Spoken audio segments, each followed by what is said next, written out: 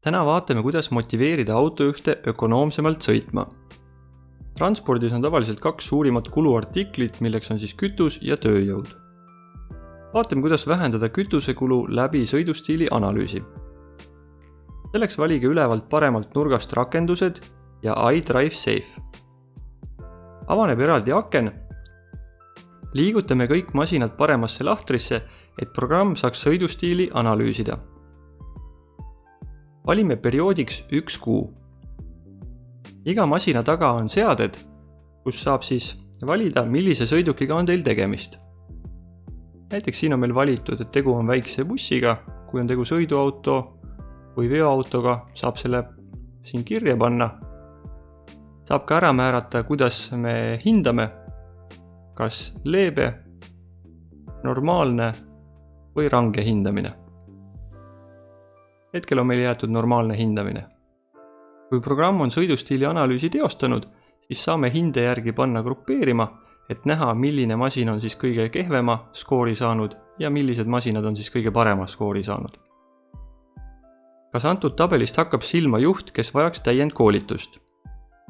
Iga ettevõte saab sarnase nimekirja koostada oma juhtide sõidustiili põhjal ja iga kuu edetabeli riputada infotahvlile. Kui iga kuu parima sõidustiiliga juhile antakse preemiat, on kõik juhid huvitatud sõitma eeskujulikult. Ja oleme ausad, kes ikka tahab nimekirjas viimane olla. Selliselt tekib ettevõtte sisene hasart juhtide vahel ja kõik sõidavad päeva pealt eeskujulikult. Mis te arvate, millise masina kütusekulu oli kõige suurem antud kuul? Loomulikult kõige esimesel ja sõidustiili analüüs näitas selgelt, et põhjus on autojuhis ja mitte masinas. Sarnase analüüsiga saate ka teie teada, kuidas autojuhid ettevõtte varaga ringi käivad.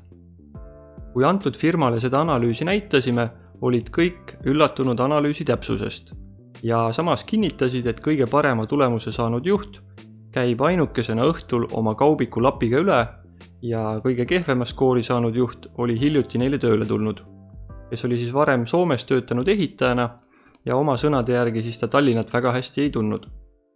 Aga nagu näha, siis vajab antud juht ka sõidustiili koolitust. Sõidustiili hindamine on küll kena, aga kuidas selline hinne üldse tekib?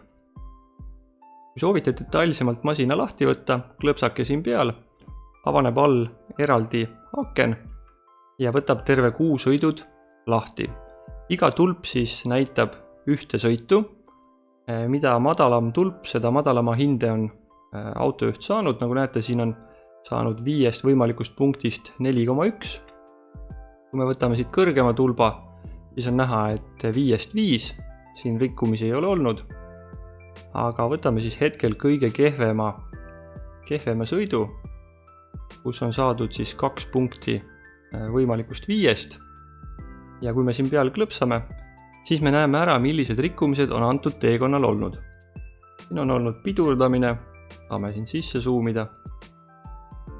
Ja kohe peale pidurdamist on olnud ka agressiivne kiirendamine, järgmine, number 3, pidurdamine, number 4, liiga agressiivne pööre, 5, jälle pidurdamine,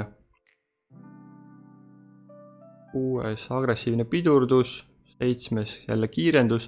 Et nagu näha on, siis sõidustiil on mehel selline, et väga agressiivselt pidurdatakse ja kohe väga agressiivselt ka kiirendatakse. Et sellest ongi siis kujunenud selline hinne 2,0 ja kogu kuu peale kokku, kõik sõidud, mis siin on tehtud, on tulnud siis keskmine hinne 3,9. Siit saame siis selle masina sulgeda ja siin on üldine ülevaade.